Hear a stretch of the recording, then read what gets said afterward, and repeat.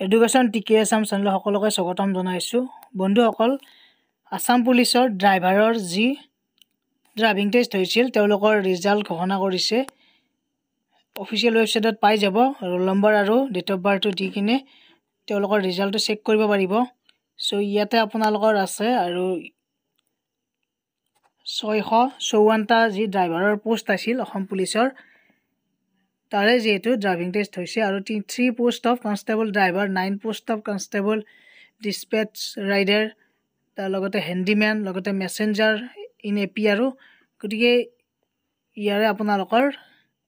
roll নম্বৰটো দি কিনে আৰু ডেট অফ বাৰ্থটো দি কিনে সাবমিট কৰিব তাৰে পিছত নিজৰ ৰিজাল্টটো চেক কৰিব পাৰিব আৰু এইটো আপোনালোকৰ SLPRB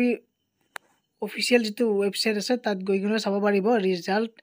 ইন apcap.in সো এইটো দেখিছে গতিকে সকলোৱে শ্বেয়াৰ কৰি দিব আৰু সাবস্ক্ৰাইব কৰি ৰাখক কিবা আপডেট আহিলে আপোনালোকক জনাই থাকিম বাৰু পৰৱৰ্তী পৰ্যায়ত ধন্যবাদ থ্যাংক ইউ